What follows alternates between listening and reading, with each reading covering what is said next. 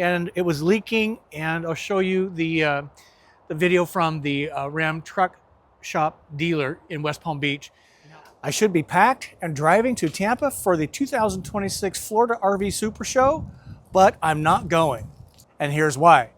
$6,000 worth of repairs, and 6 months into the project, my Ram ProMaster is not travel worthy.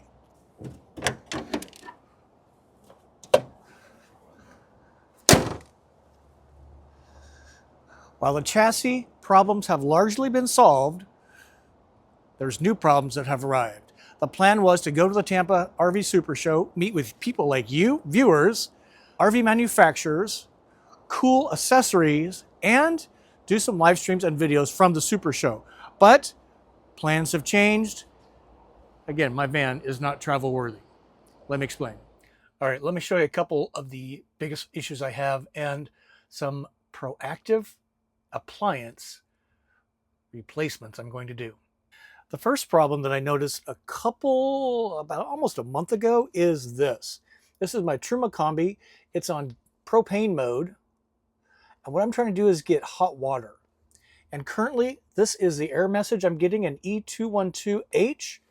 And looking at the manual, that shows that there is a problem with the propane in or the exhaust out of the system. Probably easily fixed by a somewhat competent RV repair center. And I can kind of live without that. But the bigger problem is this. And I'm sad to say that is my Volta system. I noticed about 3 weeks ago that it is not charging while I am driving. I discovered this Volta problem while recording the taste-off between Cracker Barrel chicken and dumplings and freeze-dried chicken and dumplings. And that is, during that video, I was using the air conditioner and it was depleting from the battery. When I went to leave and go to the next stop, which was a casino overnight, I discovered that the battery was not charging. So I have reproduced this problem several times, and my Volta system is not charging while driving. Hello friends, thank you for tuning in to Go Small, Live Large, all about van life, travel, tiny living, and the truth. My name is Scott Watson. It's an honor to have your ears and eyes as we go through van life, whether it's perfect day or a little bit of trouble. Now, my Volta system has performed admirably over the years. In October of 2026, I will have had this van taken delivery in 2019, October. So do the math. I've had this thing for a long time, and over 5 years was living full-time in this van. So the Volta system has operated admirably, but there's that problem. So what I'm doing is I am taking it to Sunshine State RVs at the end of January. And let me tell you what else I'm going to do as kind of a proactive replacement for appliances. So what I'm asking Sunshine State RVs to do is replace my entire Nova Kool fridge freezer appliance. While it still operates super well, it's got some staining, but with nearly 8 years of life on it, I'm wondering how much more life expectancy is. I don't want to get stranded with a bad fridge while I'm traveling. The other thing I noticed recently is this, which is kind of hard to see, but if you look closely, let me zoom. All right, there you go. Okay, so this is flush with the top around the edge, right? But if you watch my finger as I go down, I just discovered a couple of months ago that there is a huge gap between the freezer portion of the bottom and the wall itself. I had this looked at by a mobile RV tech, and there you can kind of see it's about a 1/2 inch gap. He said that there is no screws. I took the screws out, but see if I could put it back in, and he said it's not even attached to anything.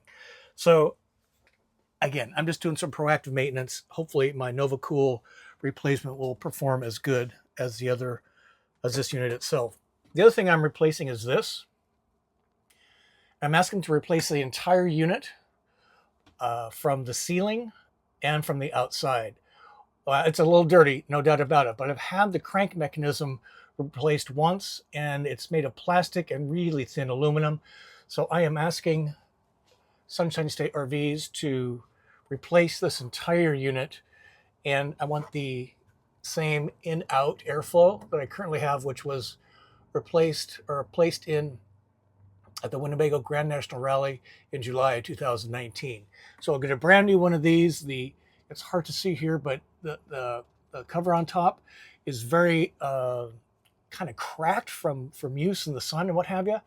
Not leaking, although this thing has leaked about 3 times over the years. I'm having them replace this entire unit. Next, I'm going to have them replace, yeah, I guessed it, the old toilet. This unit has been doing a great job ever since we picked the unit up, Travato, in October 2018. So it's done a great job. I've only had to replace the inside toilet seal. Nothing gross here. Right there.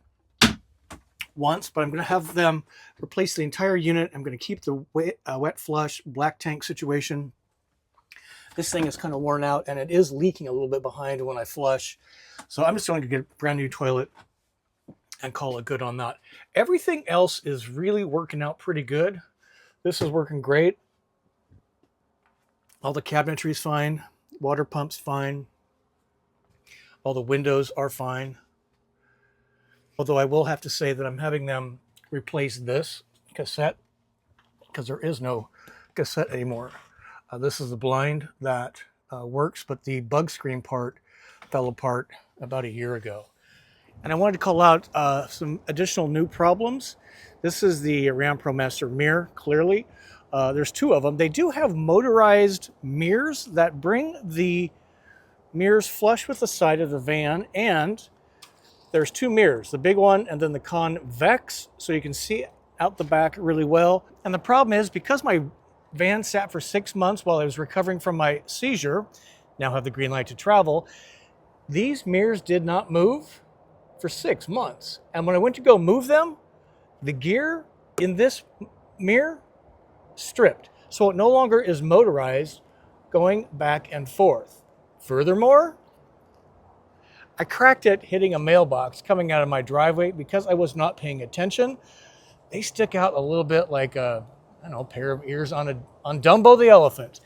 So now what happens is this thing, if I'm traveling at highway speeds and I don't have it jimmed just right, it actually folds against the side of the glass, and I'm no longer able to see what in the hell is behind me. So this is now back on the Ram ProMaster list at the truck shop in West Palm Beach, Florida.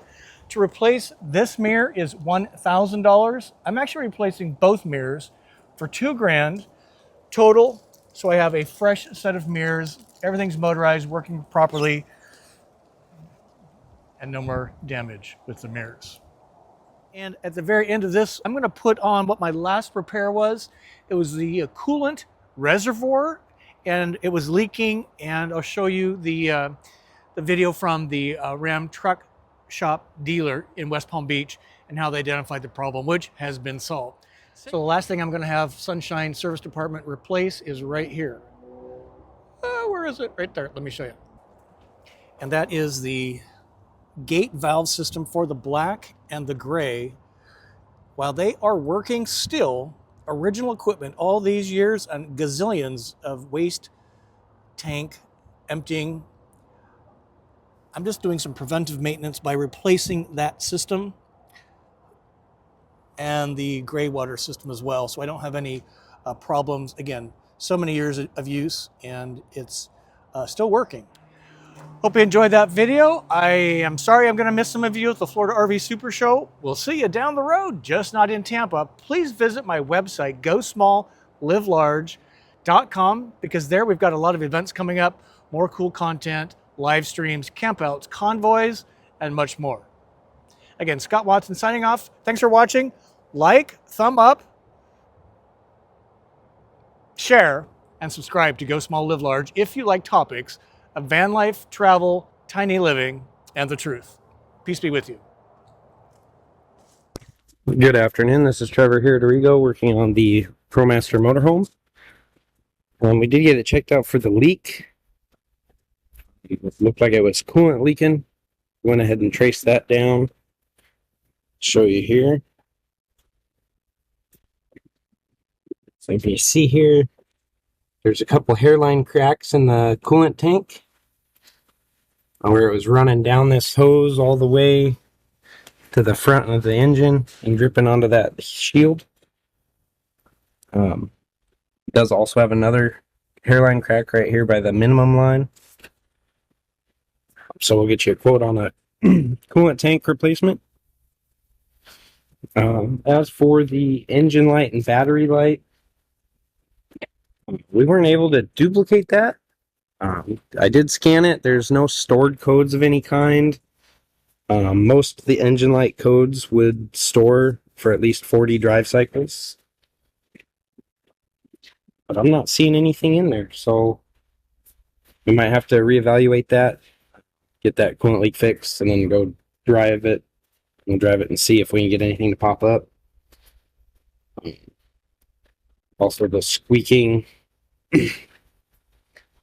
on the belt is probably due to that coolant leaking down there.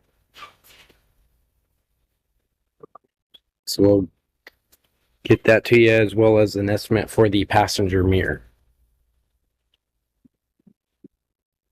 Any questions, just get a hold of Tony and we will